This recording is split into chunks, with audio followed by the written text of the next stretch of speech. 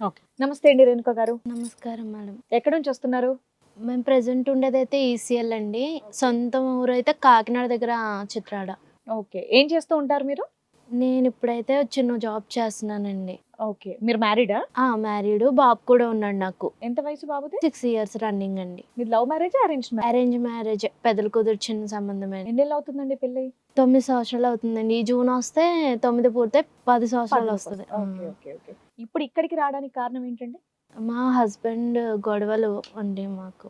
మీ family dispute కోసం ఇక్కడికి వచ్చారు. అవునండి. మీ హస్బెండ్ మీరు ఎక్కడ ఉంటారు? మా హస్బెండ్ ప్రెజెంట్ అయితే నన్ను వదిలేసి వెళ్ళిపోయి 6 months అవుతుందండి. ఆయన చిత్రాడ వెళ్ళిపోయారు. ఎక్కడికి వెళ్ళారు? చిత్రాడ మా అత్తగారు ఊరు. ఎక్కడమ్మా? పిఠాపురం మండలం అండి, కాకినాడ జిల్లా. ఓకే. ఏంటండి మీ సమస్య ఏంటి?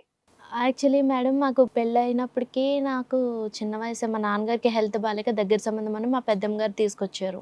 ఓకే. పెద్దమ్మ గారు కుదిరించిన సంబంధం చుట్టాలు అవుతారమ్మా, మన దూర బంధువులు, మంచోళ్ళు అని చెప్పి మా నాన్నగారికి చూపిస్తే, సరే ఇంట్లో నాన్న పరిస్థితి బాగాలేదు. అప్పటికి నేను 9th standard చదువుతున్నాను. సరే నాన్న 9th standard వయసులో మీకు పెళ్లి చేశారా? ఎంతమంది అమ్మా మీరు? ఒక్కదాన్నే కూతుర్నండి. మీ అమ్మగారు ఆవిడ? ఈ ఒక్క అమ్మాయా? ఒక్క అమ్మాయికి 9th class లో పెళ్ళి ఏంటమ్మా? అయితే ఆ అమ్మాయికి వాళ్ళ నాన్నగారికి హెల్త్ బాగాలేదు అంటే పెంచుకున్నాం మధ్య గారి కూతుర్ని మేము. ఆహా, అడాప్షన్ డాటర్ ఆవిడ. మీ మీ మరిది కూతుర్ని పెంచుకున్నారు, మీకు పిల్లలు లేరు. మాకు 2 అబ్బాయిలండి. 2 అబ్బాయిలు ఉన్నారో పాప కావాలని పెంచుకున్నాం. వారిని పెంచుకున్న తర్వాత తల్లిదండ్రులు చనిపోయారు. మా మధ్య గారు వాళ్ళ భార్య. వాళ్ళకి ఎంతమంది పిల్లలు? వాళ్ళకి ఇంకొక అబ్బాయి ఉన్నాడండి. ఆ అబ్బాయి వీళ్ళు పెద్దమ్మ పెంచుకుంది. పెద్దమ్మేమో కొడుకుని పెంచుకుంది, పిన్న. వాళ్ళ అక్క పెంచుకుంది మా తమ్ముడిని. మీ ఇద్దరు పిల్లలు ఏమయ్యారమ్మా, మగ పిల్లలు? ఇద్దరికి బాబులు పెళ్ళిళ్ళు అయినాయండి. వాళ్ళ కాపరాలు ఈ చేసుకున్నాం. అమ్మాయిని ఏ వయసు అప్పుడు దత్తత తీసుకున్నారమ్మా మీరు? 3వ నెల పిల్లల కాంచి మా దగ్గర ఉందండి. మేము పెంచుకుంటుండగానే వాళ్ళ నాన్నగారికి పచ్చకామలు వచ్చి చనిపోయారు. సొంత నాన్న, సొంత అమ్మ నాన్నకి. అంటే అప్పటికి ఈ అమ్మాయి పుట్టిన సంవత్సరానికి ఇంకో అబ్బాయి పుట్టాడు. మాకు ఆడపిల్ల లేరు, అన్నయ్య నువ్వు నేను మంచిగా చూసుకోవచ్చు ఒక ఆడపిల్లైనా అని కలిసిమెలిసి ఉండేవాళ్ళం అండి. అలా ఇంకా వాళ్ళిద్దరు చనిపోయాక మా దగ్గర ఉంచేసుకున్నాం. ఆధార్ కార్డ్ లో పేరెంట్స్ అంటే మీ పేర్లు ఉంటాయా? మా సొంతం? పేర్లు అండి. మీ పేర్లే ఉంటాయమ్మా. ఓకే. అన్ని మేమే చూసుకున్నాం. మరి ఇప్పుడు వాళ్ళకున్న ఆస్తులు ఏమన్నా, మీ మరిది వాళ్ళ ఆస్తులు ఏమన్నా పంపకాలు జరిగినాయి? ఆయన గారికి 6 ఎకరం పొలం ఇచ్చారండి మా మామయ్య గారు. ఆ. అది కూడా మా మామయ్య గారు చచ్చిపోయాక వచ్చిందండి. మా మామయ్య గారు వాళ్ళ అక్క తలంత్రాన్ని ఇచ్చారనమాట. అయితే అది పిల్ల పెళ్ళికి మా మధ్యగారి తోటికోళ్ళు లేరు, ఇంక మా పిల్లలకి ఇవ్వద్దు, మా మధ్యగారి పిల్లలకి ఇవ్వద్దు, మా ఆయన గారికి హెల్త్ బాగాలేదని అది అమ్మేసి ఆ పొలం 3 లక్షలకి సో ముగ్గురు మగ పిల్లలకి ఏమీ లేదు, ఏమి ఇవ్వకుండా ఓన్లీ ఆ ఉన్న 1 ఎకరము ఆడపిల్లకి పెళ్లిలో కట్నం కూడా ఇచ్చేశారు. అమ్మేసి ఆ కట్నం కింద క్యాష్ చేసుకుని కట్నము పెళ్లి ఖర్చులు అన్ని చూసుకున్నారు. చూసుకుని ఏం చేస్తాడు మీ అల్లుడు? మా అల్లుడు లారీ డ్రైవర్ అండి. లారీ డ్రైవర్కి ఇవ్వనని చెప్పాడు మా ఆయన. అంటే వాళ్ళు పెద్దమ్మ ఫోర్స్ చేసిందండి మా దగ్గర సామాన్. ఏం చదువుకుందమ్మా రేణుక? ఏం చదువుకున్నావు? నేను ఇప్పుడు పెళ్ళాక చదువుకున్నాను సార్. మళ్ళీ చదువుకున్నాను. ఇంటర్ కంప్లీట్ అదమ్మా, ఏ చేశాను. వయసు అప్పుడు నీకు పెళ్లి చేశారు? 15 కంప్లీట్ అయ్యి 16 వచ్చిందండి. 4 days అయింది. ఆవిడ దృష్టిలో అది మేజర్ కూడా కాదమ్మా. మీరు ఏదో 1 సంవత్సరం అటు ఇటు అంటున్నారు కానీ మైనర్ పెళ్లి చేశారు అప్పట్లో మీరు. 17వ సంవత్సరం వచ్చింది. 17, 19 రావాలి మేజర్ అంటే. మీ ఆయనకి వయసు ఎంతమ్మా పెళ్ళప్పుడు? మీ ఆయనకి వయసు ఎంత?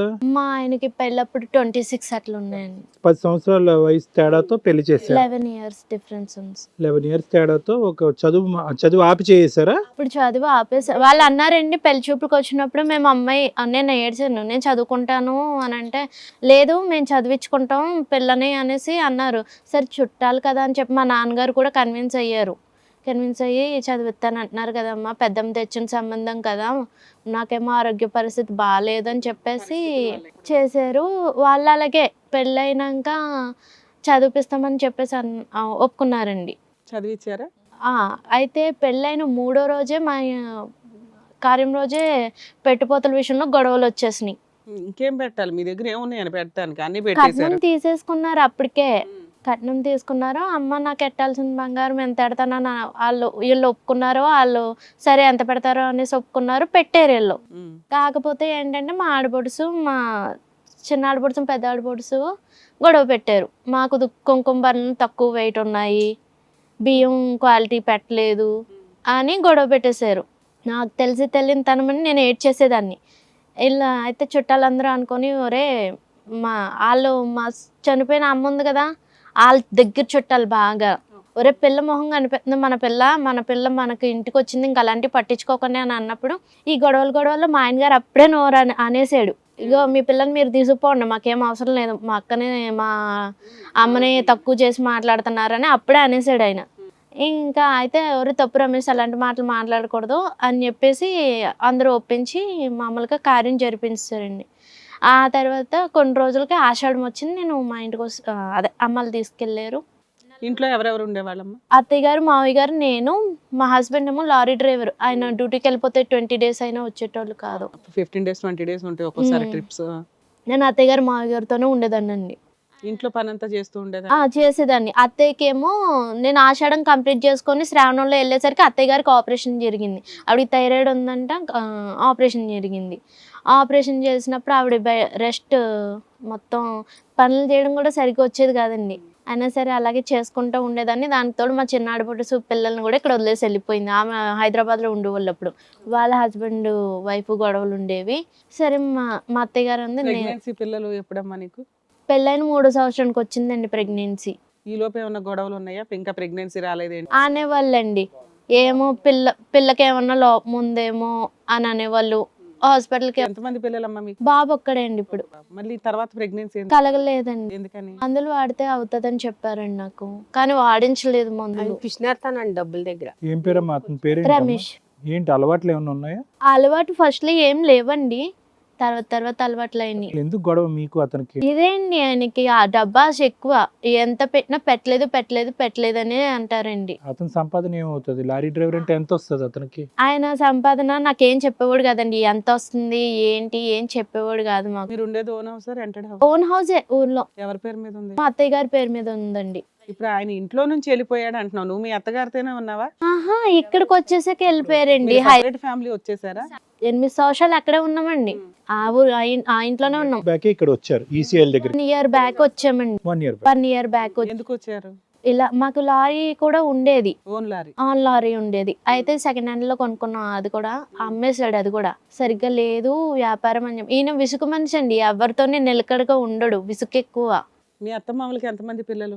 ముగ్గురు. ముందు మా ఆడపడుచు, తర్వాత మా ఆయన, తర్వాత మా చిన్న ఆడపడుచు, మొత్తం ముగ్గురు. 2 ఆడపడుచులు? 2 ఆడపడుచు. వాళ్ళ పెళ్లిళ్ళు అయిపోయినాయి? వాళ్ళ పెళ్లిళ్ళు అయిపోయినాయి అండి. ఒక్కడే కొడుకు మీ ఆయన? ఒక్కడే కొడుకు. కదమ్మా, ఊరు షిఫ్ట్ అవడానికి కారణం ఏంటమ్మా? 8 years తర్వాత ఈయన లారీ అమ్మేశాడు కదండి. ఉద్యోగం వెతుక్కుంటే హైదరాబాద్ వచ్చారు. ఏమైనా దొరికిందా?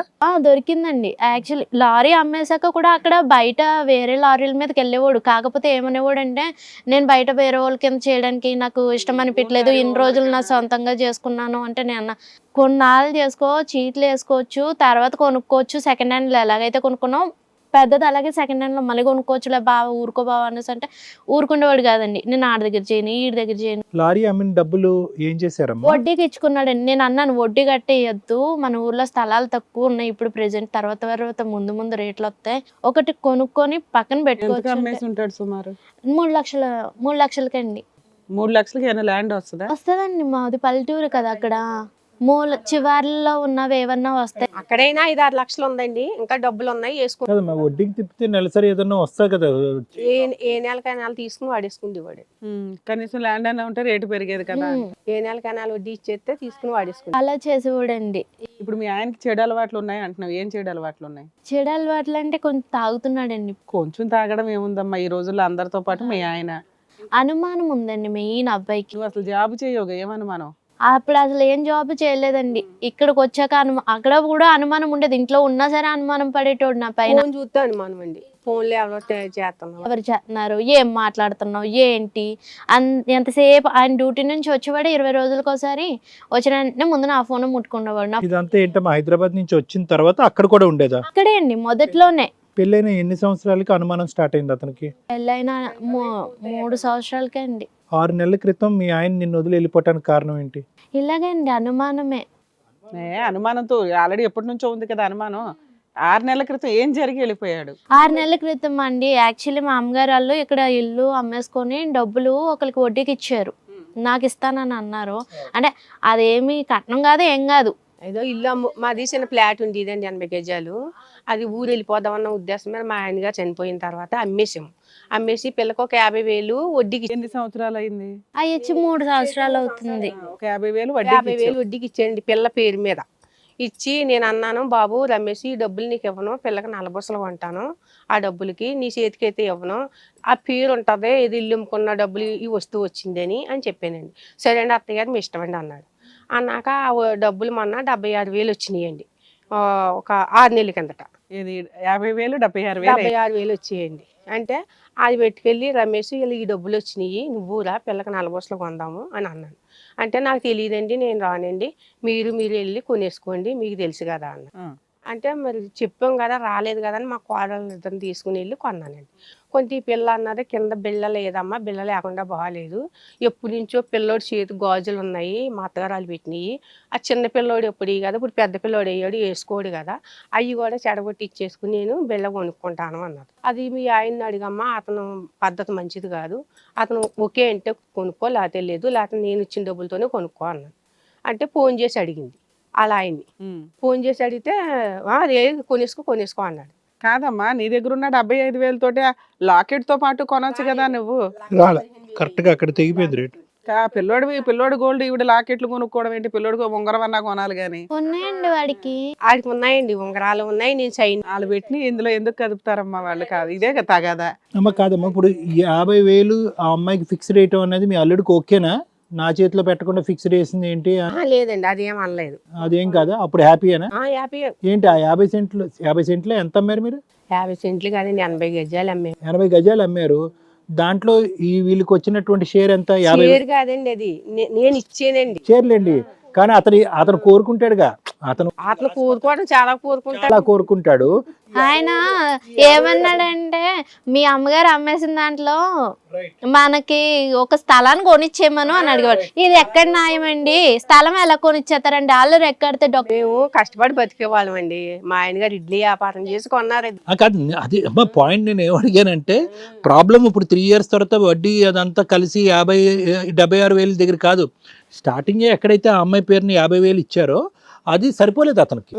ఎంత వచ్చింది దానికి? 80 గజాలు అమ్మితే ఎంత వచ్చింది? మాకు రావడం 18 లక్షలు వచ్చిందండి. 50,000 ఇచ్చారు. 50,000 ఇచ్చి మరి మా పిల్లలకి ఏమీ లేదండి. కాదు ఊరికనే అమ్మా, నేను కాదు రమేష్ లో ఉన్న మనస్సు గురించి నేను మాట్లాడుతున్నా. ఇప్పుడు 50,000 18 లక్షల్లో ఎన్నో వంతు? అప్పులు ఉన్నాయండి, అప్పులన్నీ తీర్చుకోగా మా పిల్లలిద్దరికి కూడా సరికు 5 లక్షలు ఇచ్చానండి. ఇక్కడ 50,000 ఎక్కడ? కాదు ఇప్పుడు ఐదర్ మీరు చెప్పా పెట్టకుండానే అమ్మేయాలి, నువ్వు వినండి, లేదంటే గొడవ ఏమీ లేదండి, నా బిడ్డకి నేను ఇచ్చుకోవాలి. ఇప్పుడు 50,000 ఇచ్చి చెడ్డయ్యారు మీరు. మా అబ్బాయిలు ఇద్దరు నాకు 2 లక్షలు వేసారండి నా పేరు మీద. 2 లక్షలు అయితే 50,000 ఈ పిల్లకి ఇచ్చాను, కోళ్ళిద్దరికి సరికు 50,000 ఇచ్చి 50,000 నేను ఉంచుకున్నాను. అదేండి ఆ డబ్బులు అయితే అప్పులే. వాళ్ళిద్దరికి తాడు కొన్నదండి. దాని నుంచి ఏం డౌటో తెలుసా? ఆడపిల్ల పెళ్ళై 10 ఏళ్ళు అయిపోతే ఆ పిల్లకి నల్లపూసలు కొంటాకి 2 కోడళ్ళు వచ్చారంటే ఇంత ఉత్తమమైన కోడళ్ళు ఉన్నారా అని ఆలోచిస్తున్నా. వాళ్ళకి 50. హిట్ టీవీ యాప్, ఇందులో short news, live news, entertainment shows, movies, digital magazines తో పాటు మీ జిల్లా వార్తలను కూడా ఫ్రీగా చూడొచ్చు. అంతేకాదు కేజీ నుంచి పీజీ వరకు విద్యార్థులకు స్కాలర్షిప్ కూడా అందిస్తున్నాం. ప్రతి వారం 10 మందికి లక్కీ డ్రా ద్వారా ఒక్కొక్కరికి 10,000 రూపాయలు అందిస్తున్నాం. ఇంకెందుకు ఆలస్యం?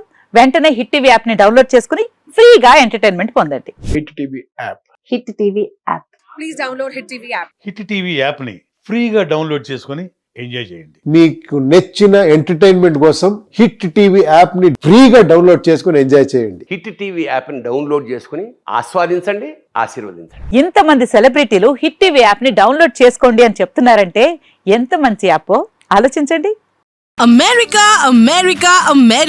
అమెరికాలో చదవాలనుకునే వాళ్ళకి విశ్వసనీయమైన పేరు మన శౌర్య కన్సల్టెన్సీ. UK లో 1 year masters, UK లో 1 year masters, 2 years work permit up to 5 years visa. Contact Saurya Consultancy. Contact 89851 89851.